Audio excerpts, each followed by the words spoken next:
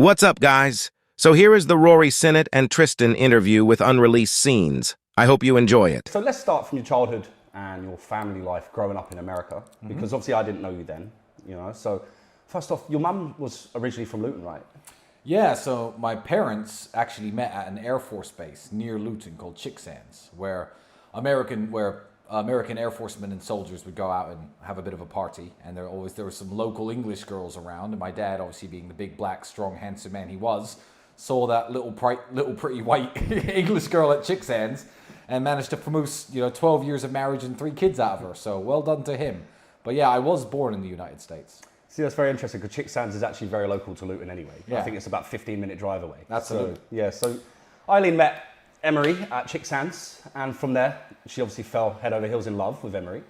And then I'm guessing Emery moved Eileen to the States, is that right? Absolutely. I was born in Washington, D.C., Walter Reed Medical Center. I believe that's the same hospital that presidents go to.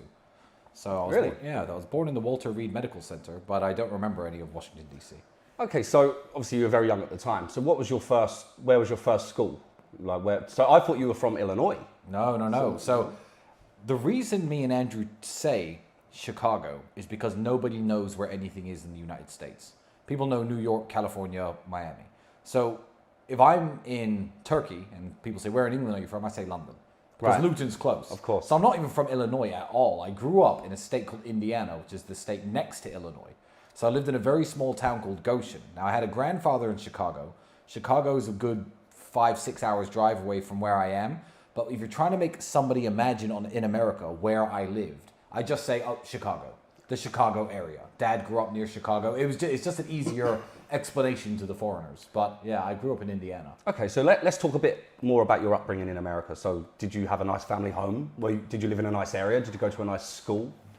No, not really. So, I mean, the situation with my father, me and Andrew never really go into it. But essentially, he was a successful man up until I was about 2 years old. So I don't remember ever having any money or anything good. Right. So he used to travel around playing chess. He fought with the military for a decade trying to get his old job back, which ultimately failed. He never did get his job back with the military. He never got any back pay. He never got financial compensation or anything like that. Yeah. So I always remember being poor, even when I was living in America, because my first memories of going to other people's houses, I'm like, I live in a bedroom with my brother and my sister. We have one room that we all share. That was the kids' room. You've got your own bedroom. Stuff like that was mind-blowing to me at age 4 or 5. I mean, and your school there? Your school was it a good school? You know what's funny? I now realize that I'm famous enough that when I start saying the names of schools and stuff, people might contact me from the past or go to the same school. I went to Chandler Elementary School in Goshen, Indiana. That was my first ever school. I knew this. I knew that was Goshen, Indiana. That's right.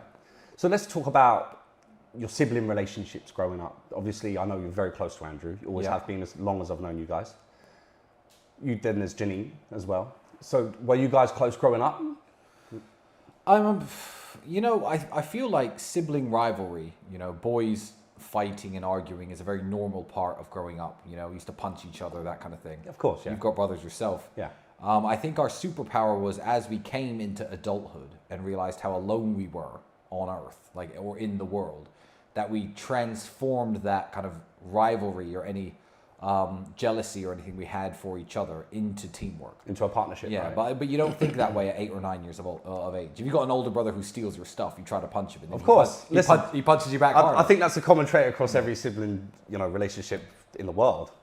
But let's talk about chess. When did you start playing chess? Because I've seen articles on Andrew winning chess competitions from when he was 5 years old. When did your dad get you boys to start playing chess? And so what's interesting now is I'm going to start teaching my daughter chess now, and she can't even speak properly. The reason being, I don't remember ever not knowing how chess pieces moved. So I don't know how old I was when he taught me, but I never have that memory of sitting down saying, how does this piece move? How does this piece move? My earliest recollections of chess, maybe I was 3.5. My earliest recollections of sitting at the board, I knew how the pieces moved already. So for as long as you can remember, you've naturally known where all the pieces move. There's not a single point in my life when I can remember not knowing how to play chess or learning how to play chess. That's insane. I remember studying chess, but actually learning the rules of the game, how to set them up, it feels like I've always known it. So he must have taught me before I could speak. Crazy, crazy. So you went to school, Chandler Elementary or whatever the school was called. Yeah. And then after this, your mum and dad had a breakup. They broke up. What age were you then? Jesus, I was about 7.5, 8. And Yeah. the reasons for the breakup weren't so much the marriage being on the rocks. I believe the reason for the breakup, as it is most marriages and most breakups, was financial. You have to understand, in America, if you're broke, you can't go to the hospital. There's no health care if you're broke. It's not like the NHS in England where you can do whatever you like and just go to the hospital, call an ambulance at whatever hour of the day you want and it's free. Yeah, I know. So you get charged thousands of pounds for an ambulance in America. Yeah, no, thousands, tens of thousands sometimes. So I think the main discussion of my parents' divorce was around medical care, because we were in a situation where they'd tried so hard for so long to keep their heads above water, but they were now at the point where the medical insurance for the family was lapsing. So me, my brother, and my sister, if anything happened, there was no going to hospital, because that's the way America is. Or if you do go to hospital, you're now in debt forever. So being British citizens, there was a discussion about them perhaps staying together. Yeah. But certainly for now, my mum had to take the kids and go over to England.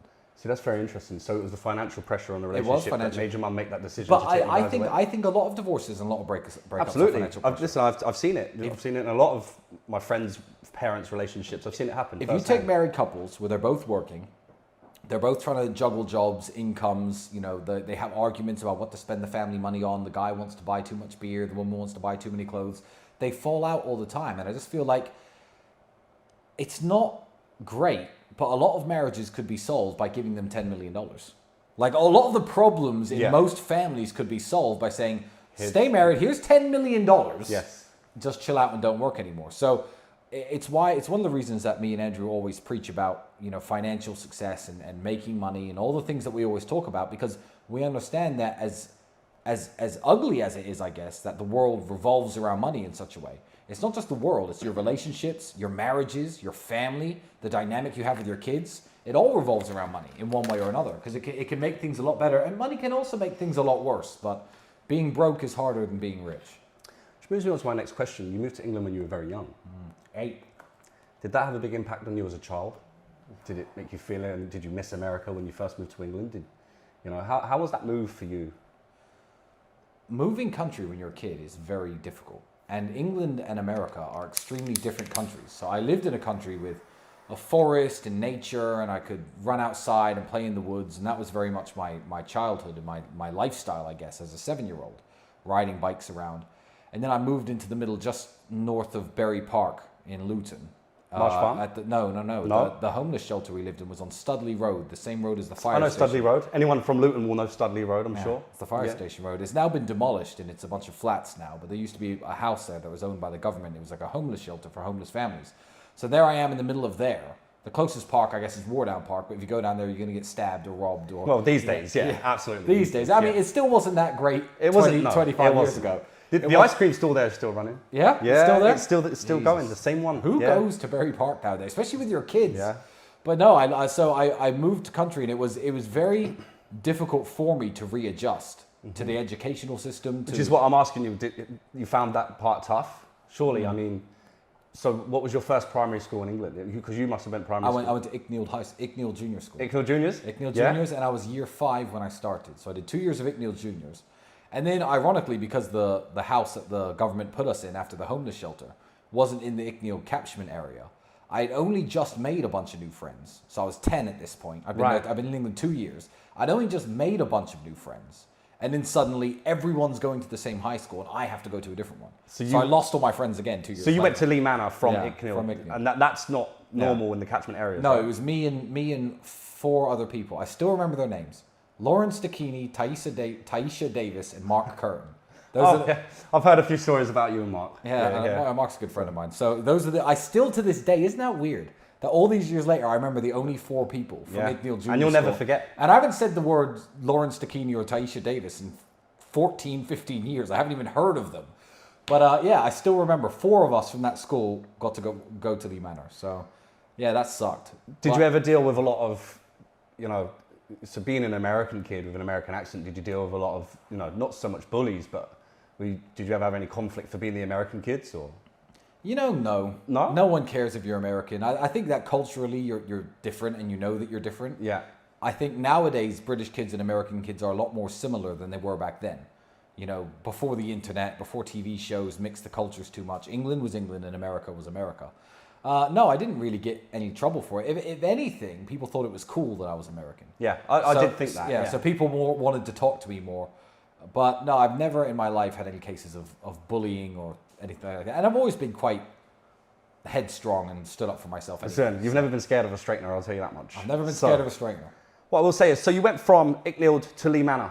Lee Manor, quite renowned for being quite a rough school. The worst school in Luton, which is one of the worst towns for education. I mean, its Ofsted reports weren't great. Yeah, I've heard it's doing much better these days.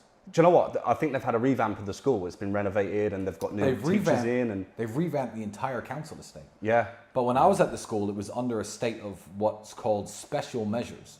So the government was actively inspecting the school every like 4 to 5 days to stop crime and drugs, and all the teachers were just like... I remember at the time, it was really rough. Yeah, and they weren't hiring teachers on contracts. They were hiring like specialist teachers who were like ex-police officers and stuff.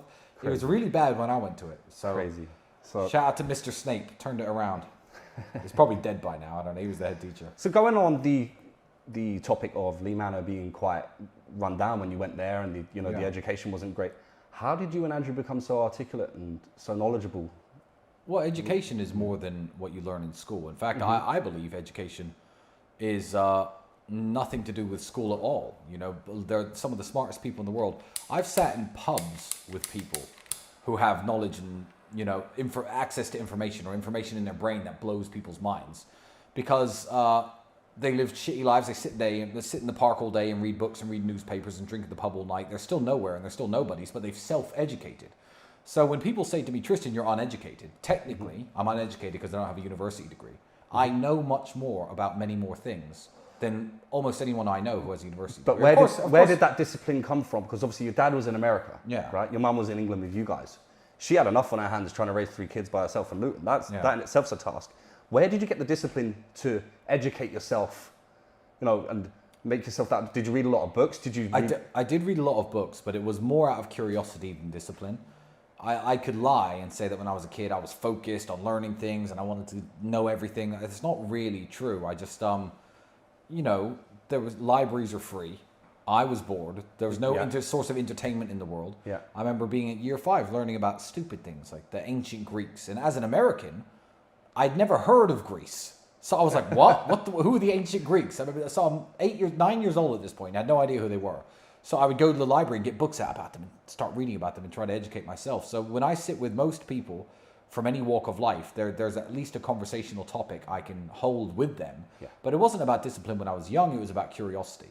And then it was about being poor and being broke and having nothing else to do, really, than to read books. Yeah. But I mean, you see my room now, it's full of books. People don't know how much I read. I can't say the same for most people that went to Lee Manor at your age. Yeah, I don't know. You know, a lot of them are in jail. Which is why I asked the question, you know, like what made you choose that different path? However, what I will say is, when did you and Andrew decide that you were going to start fighting? You're both renowned fighters. Andrew's a 4-time world champion, as most people know in kickboxing. Yourself, you fought for British and European titles. You know, I went to them fights, which you fought brilliantly in. Yep. What age did you start fighting and why? You know Luton, man. Yeah. There's nothing to do. And people say, why did you choose kickboxing? Why didn't you choose boxing? Why didn't you choose rugby? Why didn't you choose this? Like, it was simple as I was broke and there was a kickboxing gym in Luton. The best sporting facility in Luton was a kickboxing gym. Sure, there are some good boxing gyms and there's some good other things, but Andrew discovered this kickboxing gym. How old was Andrew? 16 maybe? 16? 16. He was doing his last year of high school. And how did you meet Amir? You know, how did you decide, right, I'm going to go storm gym, and, you know, what made you choose? Well, Andrew had been a few times, and Amir had beaten Andrew up quite badly on his first visits. It was back in the old school, you know. Nowadays, you couldn't do that if some kid turned up at your gym. Amir's ruthless, bro. Beat him up, and he'll never change his ways. No, he'll never change. Amir's not for soft people to go into his gym. That's just not Amir's style. No, but it was, yeah, I think we just found a good affinity with him. We had a good relationship with him. We looked up to him, I guess, like an older brother or a father figure, you know, back in the day. And, you know, he's smart, he's powerful. He fought in that war that I found incredibly interesting. He was just one of those characters I just gravitated. Amir is a character. I gravitated towards. He is a massive character. And he was here 2 weeks ago. So, guys, if anyone hasn't heard Amir's stories, I can tell you now, you can sit with Amir for an hour and listen to them. and they'll blow you out of the water because honestly, how is that man not dead?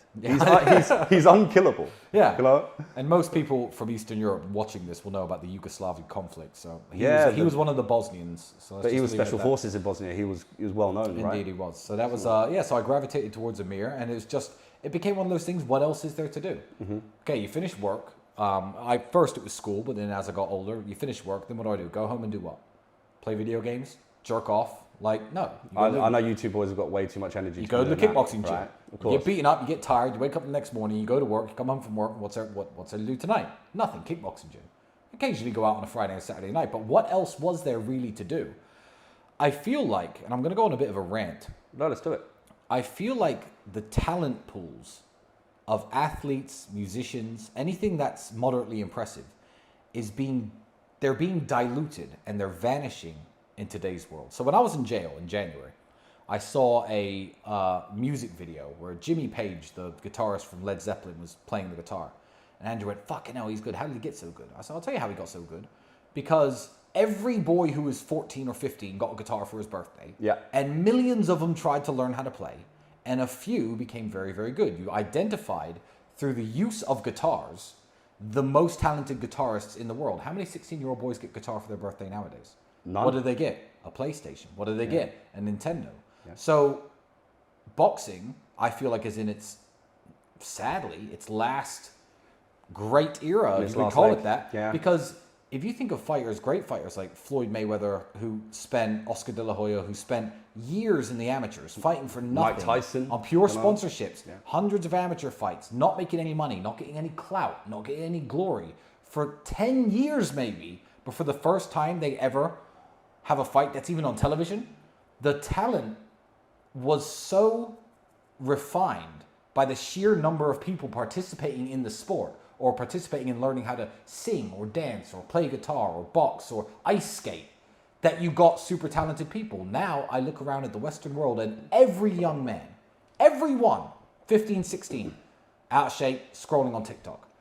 That's what they're doing. Yes. So what are we going to do? Discover the world's best fucking serial masturbators? Like, where's the talent pools now? You don't have any talent pool to pick any talent from.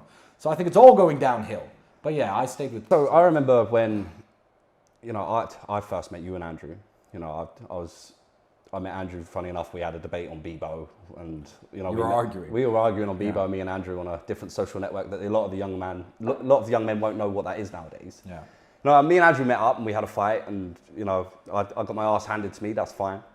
And after that, we actually realized we had a lot in common in terms of our views and our sense of humor. And that's when I met you guys. You lived in a town called Hitchin in an apartment, right? Indeed. I wasn't doing too badly when you met me. I mean, I wasn't doing great, but how old was I? So I must have been about, 20? But there were times when you guys were struggling, right? Yeah. No, it got worse after I met you. Yeah. Hitchin was okay. Then when I was living in Dunstable, it had gotten really bad. So I've had my ups and downs in life. The path to success isn't one big straight graph on its way up. Which brings me on to my next question. What was the hardest point for you and Andrew in terms of financially? The hardest point financially, me and Andrew were partners in a company that made television commercials. So it was essentially a phone sales office where everyone would make lots of calls every day to all sorts of different businesses and try to convince them to buy television advertising. Now, television advertising was big and it was popular and everybody wanted to do it. So when we first started the business, that was when you met me. I remember you were doing telephone sales, is that right? I had a bit of money. I had a nice flat that I was renting. We had that Porsche Boxster car that was on finance. It was the Porsche Boxster S, the red one? Jeez, that's bringing back the years now. But the thing is, television advertising, we didn't have any foresight. The internet killed television advertising. And we were still trying to sell these television advertising campaigns. We still had a few clients that were still hanging on. But there was the year when I was living in that flat in Dunstable, when I couldn't afford the electricity. I remember. That year, I think for the entire 12-month period, me and Andrew made probably less than $7 or $8 grand total. Didn't it get to a point where you were using the communal electric from the hallway to run into the flat? Yeah, so we ran out of electricity. We put an extension wire in the hallway and ran it into the apartment to charge our phones and our computers and stuff. Yeah. And you couldn't close the door because the wire was too thick. I remember these times because knives under the pillow. Andrew and Tristan used to make this dish and it was called Flavor. And it was the most bland dish you could ever have. And it was made of cheap mince, rice, sweet corn and peas, And beans, kidney beans, all thrown into a pot. So it had everything you needed to train and to survive. Yeah. But you used to freeze big pots of that for the week. But we ate the same thing every day. Yeah, I remember I used to do it with you. And those were that was also the year where I'd go to KFC. Everyone knows that story. That's right. That's where the KFC story I'm stems not going to from, repeat myself. But it's weird when you become a public figure and you're seen on the internet, people don't understand your life story. So people will say, I'll say like, oh, when I was 21, 22, I used to go to KFC and etc. And the people would find a picture of me and Andrew at 20 and 21 in that old Porsche Boxster we had on a finance agreement and be like, oh, look. I've still got many pictures. And they'll be like, oh, look, that's not true because this was 1 year before he said that happened. Yeah. There were ups and downs in my life, loads of ups and downs. Which is why I think it's important for people to know that you weren't always, you didn't always have money. Because people were under this illusion that you always had money. And that annoys me because I've seen you guys and I've seen your struggle and I've seen what you had to do to pay your rent. Before I was 28, I certainly had more hard times than good times. Absolutely. But the last few years have been exceptionally easy. Even this one where they send me to jail, it's fine. Okay, well, which is funny because I know you and Andrew, and I know that you've had the same friends from when I met you guys. Yeah, right. You, Marcel, we got a few good friends. Surely you guys had a criteria as to who you chose as your friends and who you didn't. Obviously, I had bad taste. No, I don't think. You know when some people will meet a girlfriend and they'll be like, this one's the one. And they'll be like, how do you know? And they'll be like, nope, I just know. I don't think you pick friends. I don't think you really analyze people. At an older age, now I have to be more careful who I meet. I certainly do find myself analyzing people. What do they want from me is a big question that I have to ask myself now. Absolutely. I'm as wealthy as I am. But back in the day, I don't think that you analyze people on a conscious level. I think it's all subconscious. Mm-hmm. So I can't actually tell you what the criteria was or what I was thinking at the time or why I hung out with the people who I hung out with.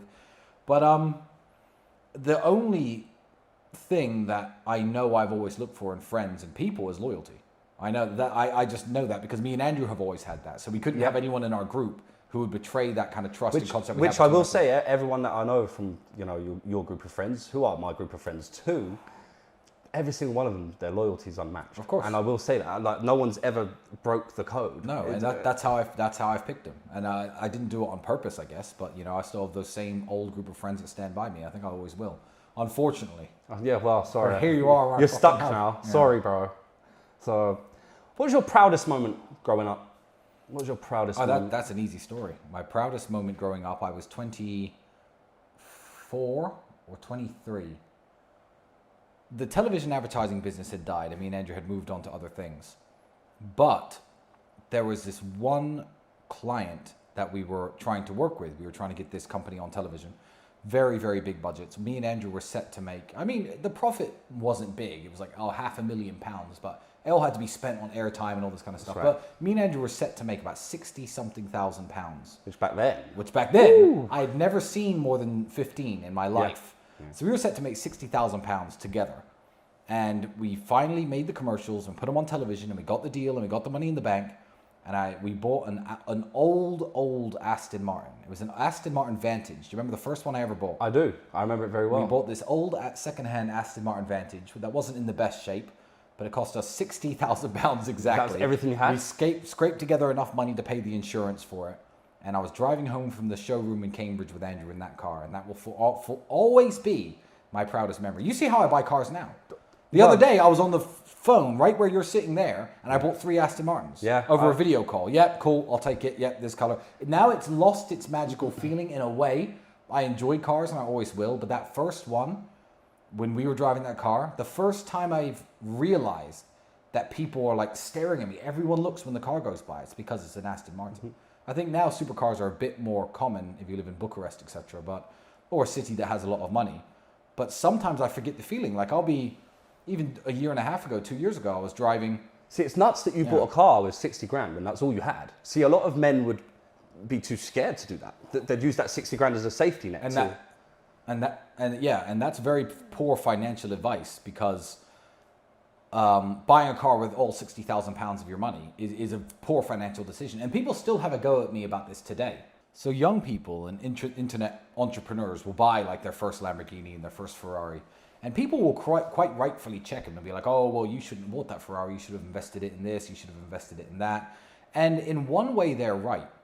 But in another way, I was a 24-year-old who owned an Aston Martin outright, no finance agreement, no rental agreements. I was 24 and I owned an Aston Martin. So if you think you get a big chunk of money, it's the only money you're ever going to have in your life, yeah, invest it, do whatever. But if you believe in yourself, if you believe in your abilities, if you believe in your capability as a man to go out and keep conquering, then by all means buy the Aston Martin. Because now I can't. What's funny is a lot of people in Luton at the time when you bought that, they would argue to the heavens with me that it was on finance. Yeah, and I it's used to have rented. to sit there and tell them, no, they bought it. They bought it. And people just refuse to believe it. But people will only stop saying that when you get to insane levels of money. At least twice a day on Twitter, people say, haha, they have a bunch of rented cars. Yeah, I rent 40 supercars every day. I'd have to be that like, doesn't make sense. It doesn't make any sense. Tate is stitched in the back of my Bugatti seats, but people will always talk shit and people will always hate on you for doing well in life. But yeah, if you're a young man and you've closed your first big deal and you have your first bit of money and there's a car you want, maybe it's a BMW, maybe it's a Mercedes, I would say, with all the financial advisors and business nerds on Twitter who will tell me not to say this, I would say go out and buy that car. Yeah. And then that car will increase your image and then continue working, continue grinding, and then buy more cars. And it motivated you to do more. Now I can buy anything I like. And now when I buy something stupid like a Koenigsegg for 4.4 million, like the one that's on its way, and people say... I've seen some of your car purchases. They're insane. I know. And I mean, they're endless and they're unlimited. And when that arrives, there's going to be some nerds saying, 4.4 million, he could have done this and invested in real estate and bought stocks and bought crypto. Now, you think I don't do that? Here's the thing. Now people think that I just buy cars and I have no portfolios, no backup, no savings, no property, nothing. They have no idea what I invest where. But the fact that I can buy a $4 million car outright means I have at least $4 million cash. Yeah. But I would say that if you see someone like me buying a $5 million car, they've got at least 25 or 30 cash. And they're doing smarter things with the rest of it. I watched you go on Shipwreck the Island. Shipwreck! Shipwreck the Island, Channel 4. I watched you go on it. You were actually living at my house at the time. I was. Me and Andrew stayed at my house because my dad had an operation. My mum had moved out due to my own family divorce. And you and Andrew were living at my house. I remember me and Andrew waiting for you. For 3 months you were gone. I was gone on the island, yeah. Right, and when you came back, you were skinny as a rake because there was no food there or you had to sustain yourself. Now, after that, you started traveling quite a lot. And I mean, in the sense of, we went to Košice, Slovakia, a few times. Me, you and Andrew, you know, and Košice was beautiful, which brings me on to say, where did Romania come into the equation? Because I'm missing that link myself. I've always liked Eastern Europe. So the reason I used to go to Košice is because when I was 15, 16, I used to live with that Slovak guy, Peter, who I still speak with to this day. He's a good friend of mine. And he invited me to his hometown once. And I was like, it's clean, it's safe, it's beautiful, everyone's nice, everyone's safe. And you hear the word, especially we're now talking, 20 years ago, 19 years ago. When you hear the word Slovakia, everyone's like, Slovakia must be a hellhole. I think people are now a lot more wise than they were. Yeah. But Romania probably has one of the worst brand names in Europe. And it must have been 9 years ago now. There was a big fight show out here, and my friend didn't have cornermen. My friend Thomas didn't have a cornerman, and he said, the show won't pay to fly my cornerman out. Do you and Andrew want to come be my cornerman? We said, yeah, let's go check Romania out. And Romania was and still is an absolutely wonderful country. And I know people want me to talk shit about Romania. And I've been very pleasantly surprised by Romania. I've been here a few times. You know, I lived here for a while before. You know, you've showed me everywhere, and the scenery is stunning. I'm not going to go into that. And England was getting worse and worse, so I just thought, you know what? I've got some good friends in Romania. Property's cheap out there in Romania. So I bought a flat that cost me 40,000 euros for a nice flat in the mountains in a village near Brasov. And what's funny is people dig this stuff up now. Oh, Tristan thinks he's a baller, but we've been reading his property records, and he used to live in a 40,000 pound flat. Yeah, well, I was like 27. Like, how is that a dig? How is that an insult? Leave me alone. But yeah, obviously now I've got properties in Dubai worth 20 million plus, so everyone can shut their mouths. But I just fell in love with Romania. I really enjoyed it here. I thought it was a wonderful country. I still think it is. Hopefully I'll be able to stay. It depends on how the situation ends. But better than England. England's going downhill. You moved to Romania. You started the webcam business. You started to do quite financially well because you were in a much better position when you moved to Romania. And I'd like to talk about the webcam business, actually. I'm glad you asked me about the webcam. Okay, let's talk about it. Well, what people have to understand is this. Right now, people are digging up a bunch of crap from my past about how to run a webcam studio, my instructional videos on how to run a webcam studio. First and foremost, Romania is one of the capitals worldwide for webcam studios. There are politicians who own webcam studios. I know restaurant owners who own webcam studios on top of the restaurants. Now it's getting less and less popular. Fine. I mean, the business has died, essentially. I've been out of the business for many years myself. The business is dying. But if you drive to Bucharest city centre right now, I'm not going to say its name, there's a huge billboard. It's been there for years. Seen it. Yeah, for the biggest webcam studio in the city. Yeah, I've seen it. So it's a very popular business here. It's completely legal. Everyone pays their taxes. It's a normal line of work.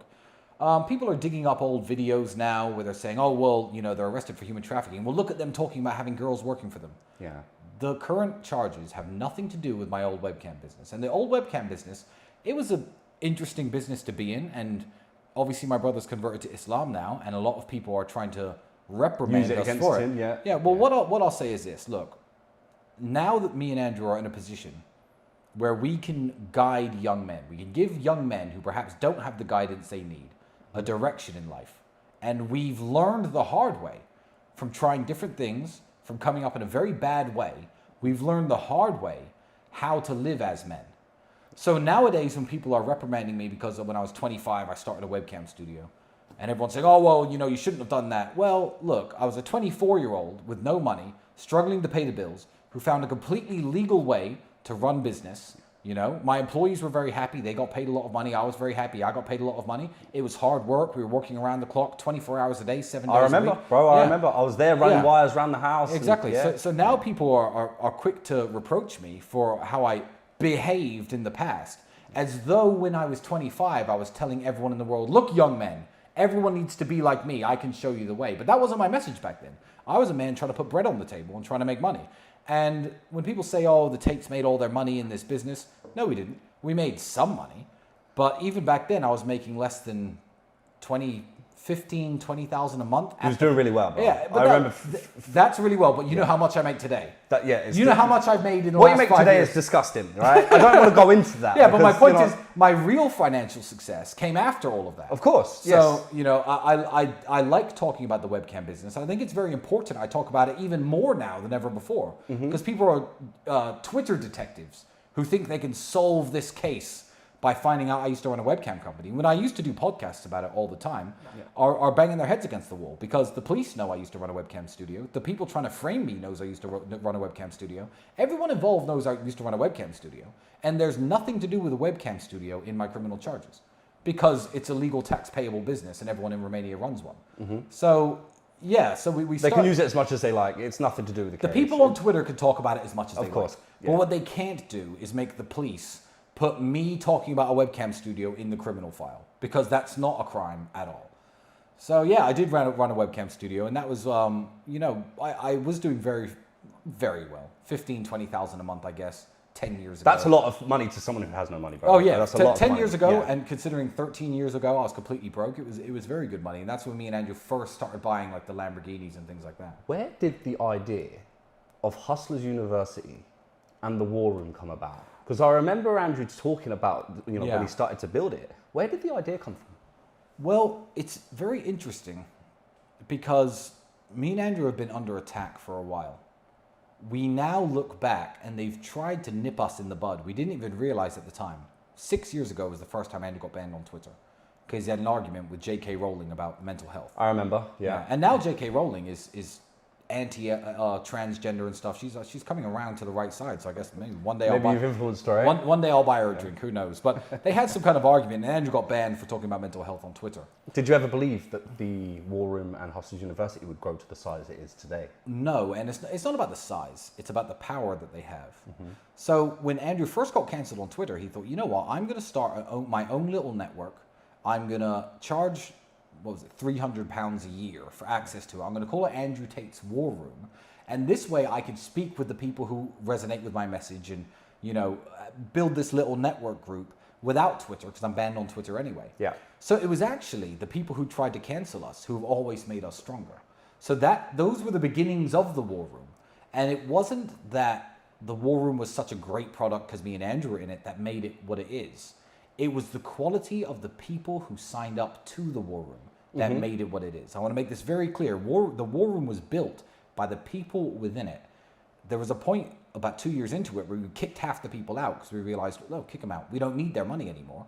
We don't need the membership fee. It was What we more need about is having the high quality value people. So you know what? individuals. Let's triple the price. Yeah. Screw it. Yeah. High value, good people only, and that's when the War Room became what it is. That's a great dynamic. Yeah. So the War Room is a very successful business network, and I think it always will be. The War Room isn't going anywhere. Yeah. And the War Room had my back when I was in jail. They know exactly the kind of attack that's happening on me. Mm-hmm. Everyone in the War Room is a wonderful person, and I've made some very good friends from the War Room. Yeah. I've met a few of them, yeah. And you know what? You've met Iggy, you've met Jewel, you've met Justin. They're you've met good guys. And these are people I've met through the War Room, Yeah. which is insane. So I can now, although I have my old group of friends, because I vetted them when I was young, through loyalty, we all had the same message. You know, I used to lie and say you never have more than 5 friends your whole life. And that was a lie. Because what you have to understand is you're walking through the world hoping to meet these friends by random. By random chance, you're going to run into a guy with the same values as you, the same mission as you, the same mindset as you, the same goals as you, who's aligned in every way. You're not going to meet those people walking through the world. But I now have at least 30 real friends, 35 real friends, who I call my real friends. Yeah. People you haven't met. Yeah. Tig, Julian. There's so many guys from within the War Room who I've made really great friendships with because I'm not walking through the world trying to find them. We're all in the same room. That's now. right, you're all in the We're same all room. in the same room. Which I think is a very clever dynamic of how you brought that together. So the War Room is absolutely amazing. With that said, I mean, you've got Hustlers University now, and I've seen thousands of young men absolutely smashing it through the real world. Absolutely. Right? And so the real world teaches people how to make money online, you know, how to make a legit business online and make money. They learn different skills. I think there's tens of skills in there you can learn now. Sales, affiliate marketing, drop shipping, absolutely. So that obviously, that's blown your fame up massively. Yeah, you and Andrew. Yeah, I think that when anyone, it's all about showing results and showing receipts. You know, when we and Andrew were young, we didn't know anyone with money, really. Like, no, if I could get a chance to speak to someone with money, I'd take the opportunity and try and grill their brain for 20 minutes. Mm-hmm. Now, for $49 a month, young men could sign up and have 18 different campuses, all taught by legitimate millionaires who've all made money way before they were in the real world, who are actively teaching them everything that they need to make money in the exact same way. It's such a powerful resource because no matter what job you work, you can afford $49. Yes, that's right. So no, it's absolutely. I've seen young men smashing it, making thousands a month. There was a kid the other day who made $18,000 in a single day. In a one day. In a single day. I know who he is. Let's not say his name, but in a single day, and he's 16 years old. So to finish off, I just think it's absolutely incredible, and this is why I think me and Andrew are under attack as well, because we tell people the typical go to university. I'm going to get onto that. I'm going to get onto that. There we go. What I will say is, so you got famous. Did that ever change the way that you lived? Because I can say hands down, I don't think you guys have changed at all. Yeah. You know, you've always been the same people. People think that you change when you get money and you get this fame. You've never changed the way you live, is that right? Or have you had to be a bit more careful about certain things? Oh, I mean, in terms of the way I live, I guess that has changed. Certainly the luxury of it all. But how careful you have to be with your security, with who takes your photos, with who leaks information. You have to be careful with lots of stuff. But what I will say is this. Money only changes you if you're not a genuine person. Mm-hmm. Money reveals who you really are. That's it. If you're a real dickhead, but you walk around kissing everyone's ass, being nice to them all the time in the hopes of getting something, the moment you have $100 million, you're going to become a dickhead to everybody because that's who you are inside. If you're a genuinely good person and you run into a truckload of money somewhere, you're just going to continue to be a good person. And I've seen you guys help a lot of people. Well, I've increased the amount of charity I do, certainly. Yeah. But I was always the guy who was willing to help out. People have to turn a blind eye to that as well. A lot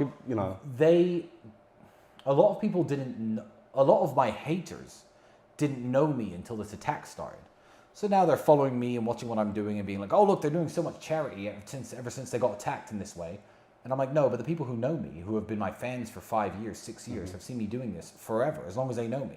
I'm always willing to help people out. So if you're a good person, money just makes you doesn't make you a better person. Mm-hmm. It makes you more capable on acting on your goodwill that you have towards other people. Of course. That's it. I'm going to change the subject now to something a bit more serious. Okay. You went to jail. Yeah? Well, that's not serious. Jail was fine. Okay. Jail's fine to you because you have an iron mind. Thank you. Now, I believe that the reason you went to jail is because you upset a certain narrative of your promotion of masculinity and the things that you say. You know, I've heard people say that. Yeah. I believe that the allegations are fabricated to stop you from promoting, masculinity, and they label you as toxic and misogynists and everything else that the mainstream like to call you. Now, did jail? I know that jail didn't change you as a person, but while you were in jail, did it reveal to you who your true friends were? Did it reveal to you, who cared and who didn't about you and Andrew? Did it change your views on people? Yeah, well, yeah, but something like that naturally would. You have the people who, and I'm glad I have friends like you actually, because I couldn't have kept track of this. I had no internet access. I didn't even have any phone calls. I didn't make a phone call for the entire time I was in jail. So I had meetings with my lawyer and that was it. But yeah, you certainly see who speaks up or who immediately knows that it's bullshit. Within the first week or two, there were people like you, people like Tucker Carlson even saying, there is something wrong with this. These guys have hundreds of millions of dollars. They're obviously attractive enough. They've kidnapped people for what? Like, why have they done this? There are people who immediately spoke out against this. And I'll always appreciate those people. And then there are people now, 7 months in, when the whole thing is looking really ropey, are saying, oh, well, there's something wrong with this case. I'm going to stop you there because you need to hear this. Go on. I was at a family meal when I found out that you and Andrew had been brought to jail. It was, I think it was New Year's Eve, was it? It was the 29th. 29th, just before New Year's Eve. And I remember being told, Andrew and Tristan on the news, they've been locked up. And I said, no. I said, so I opened my phone and I seen it. And I went straight home. I left. I had to go. I thought, nah, this can't be true. I got home, I thought, fucking hell. So I'm banging my head on the wall. What the fuck can I do? Nothing. There's nothing I can do. There was nothing anyone could do, sadly. I signed up to Twitter because the amount of attacks that were coming from people was insane. And I thought, I have to do something. So I signed up to Twitter and I posted one picture of you and Andrew coming out of the police van. And I said, I've known these guys 17 years. They've never trafficked nobody. That was the only thing I could do. And then James English messaged me asking me to come on a podcast. He's a good guy. Which is how I met James English, right? We're still friends today. James is a great guy. So, it was very hard for the people around you because everyone felt helpless, right? Yeah. And everyone was helpless, even my lawyers. It's a case, and I can't go into it too much, but it's not the typical way cases are done anywhere in the world, even here. Like, this was very unusual, and it's all going to come out eventually of exactly what happened and why and how it was done and the mistakes that were made. And, everyone's going to have to, I guess, without trying to sound threatening, pay for their mistakes. Yeah. Because, justice has to be done, and God is going to make sure justice gets done. I'm going to make sure justice gets done. And even if they drop the case tomorrow, that's not justice. What, 15 months of my life, 3 months in jail, this many months on house arrest, the amount of money I've lost, my reputational damage. If they drop the case tomorrow, is that justice? I have argued with endless idiots from our hometown about these guys' innocence. And, it's insulting. It's insulting. Well, I've got a good example. When I was growing up, I had many friends who did illegal things, saying no names. There's some people I used to hang around with who did illegal things. I mean, I wouldn't drop anyone in it. No, ever. Don't say their names. If he was here sitting right in front of me right now, I wouldn't mention it. No, that's good. But I'm a good guy. Yeah. But all of my friends who like to do illegal things and crimes, tilt it back. There we go. Tristan, I thought you were rich. I am rich. So why doesn't your lighter work? Oh. Ah, see? Doesn't work for poor hands. So anyway, all my friends who were ex-criminals, what's crazy is this. I was broke, hungry, couldn't pay the electricity, couldn't buy good food, couldn't put petrol in my car. They'd always propose to me some illegal scheme. Oh, if we just do this, or go here, or take this, or sell this, maybe we'd make some money. And throughout my entire life when I was broke, I said no. I never engaged in any illegal activity. I'll say it right now on the internet. I will confess, because I got caught. The only illegal thing I ever did was sell copied music CDs at my high school when I was 14. That's the only illegal business I've ever run. You criminal. I know. Look, sue me, Universal Records. So, but throughout my entire life, anyone who proposed doing anything illegal, no matter how broke I was, I said no. So it doesn't matter what anyone thinks of me. To believe that I'm a human trafficker, you have to believe this. I'm now, at the time, I'm 33 years old. Yeah. I'm already worth $100+ million. I already have kids. I obviously you have I can get a beautiful woman in any city in the world that I want. I'm not lonely. I'm in good shape. I'm a retired sportsman. I'm pretty famous I'm You're very recognizable. famous. What, 2 and a bit years ago, not so much, but I was quite famous. Everyone in the world would recognize mine and Andrew's face. And me and Andrew sat around and said, I know, I have a great idea. Let's start human trafficking. That's what you have to believe this case is true. Yeah. And people are reading, I know what the evidence they're trying to use is. They're reading kinky text messages between girls I know. Saying, Taking texts out of context. Oh, you're mine. Aha, when you come to the South, I'm never going to let you go. Like, They're using that as evidence? No, they're trying. Girls who say, this is not evidence, I'm not a victim. By the way. But like, they're finding the most stupid shit to use as evidence. And how does that make you feel in the sense of courts and trials? No, I believe in courts and I believe in trials. You believe they're fair? Yeah, well, I believe in the Romanian justice system in terms of the court system. Because there are 2 judges who were told to keep me in jail who said, nope, let these boys go. Last week, there was a Court of Appeal judge who said, nope, I've seen all the evidence, let these boys go. Yep. They lost the argument with other judges, but there are judges in the system who are completely fair and they know what's going on. The investigation process, I can't be so kind about. Because I believe the people who ran the investigation knew immediately that I wasn't criminal. They were just determined to prove it because it would help their career and somehow.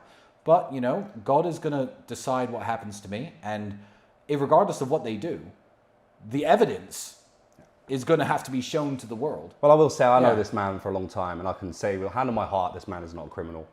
I say the only thing I've ever forced a woman to do in this house is to leave. And that's, hand on my heart, that's the truth. The only thing I've ever forced anyone to do in this house is to leave. But so it's all going to come out in the end. Right now we can't talk about it too much, but we'll do another interview when I'm allowed to dissect the case. If you could go back and change anything, would you? No. Why? Because people are trying to tell me stupid things. Again, like, really, I'm a Christian now. A bunch of really conservative Christians are like, well, 10 years ago, the business you were involved in was immoral. Like I said, I was a kid from the streets. I had no money. I found a legal business to run. Immoral, maybe. Illegal, no. I found a legal business to run that I thought was a great moneymaker at the time. I ran it professionally. I did make some money. Fine. I was an atheist back then. I didn't have much guidance back then. And all the mistakes I've made in my life, because I don't even consider that a mistake, but all the mistakes I've made in my life have led me to where I am today. So I don't want to change anything about my current situation. So if I could go back in time and change anything in my past, I wouldn't. Okay. I'm very happy where I am. So if you could give advice to 16-year-old Tristan today, other than stay away from Rory, what would it be?